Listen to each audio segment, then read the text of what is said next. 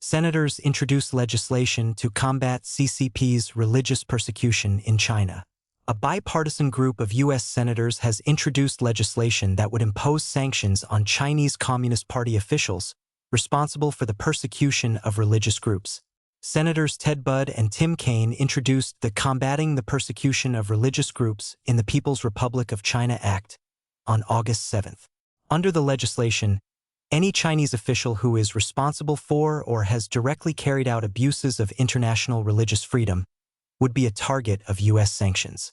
These abuses include arbitrary detention, forced sterilization, torture, and forced labor. The legislation would also target officials who impose serious restrictions on freedom of religion or belief, expression, and movement involving ethnic and religious minority groups in China and abroad. The groups named in the legislation include Tibetan Buddhists, Christians, Uyghur Muslims, and Falun Gong practitioners. The CCP began persecuting the spiritual practice of Falun Gong in July 1999, driven by fears over its widespread popularity, with estimates at the time putting its number of adherents at 70 million to 100 million. According to statistics from the Falun Dafa Information Center, millions of Falun Gong practitioners have since been detained inside prisons, labor camps, and other facilities, with hundreds of thousands tortured while incarcerated. The legislation would also direct the U.S. State Department to use its programs to monitor transnational repression of ethnic and religious minority groups by China. The Ambassador at Large for International Religious Freedom would be required to submit an annual report to the Senate and House Foreign Affairs committees.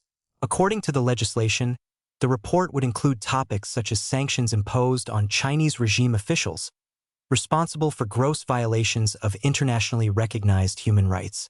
Part of the legislation includes a sense of Congress, stating that China should end its harassment and persecution of members of religious organizations, release all unjustly detained political prisoners, and ensure that detainees have access to family, legal counsel, and medical care.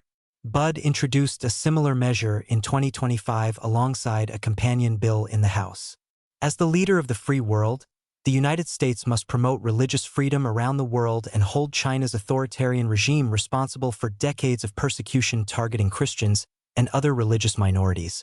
Budd said in a statement at the time, "The CCP's restrictions on freedom of religion and cruelty toward religious minorities in China must come to an end." In March, Budd and Kaine, along with a bipartisan group of Senate and House lawmakers, sent a letter to President Donald Trump, urging him to press for the release of Chinese pastor Ezra Jean Mingri, who was detained at the time, ahead of his scheduled meeting with Chinese leader Xi Jinping. Jean was released in early July, 2 months after Trump and Xi met in Beijing. The leader of Zion Church, one of China's most prominent underground churches, Jean was detained at his home in October 2025 as part of a broader operation by Chinese authorities targeting the church. Several other pastors and congregants were also detained.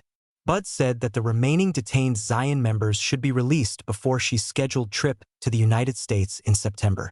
While we are overcome with joy that Pastor Ezra Jean was released, 8 Zion church leaders remain imprisoned as the CCP fast-tracks harsh sentences against them, Budd wrote in an August 5 post on X. Ahead of the Trump-Xi summit, I urge to advocate for their release. A Chinese government that imprisons pastors and restricts religious freedom is intolerable to the U.S.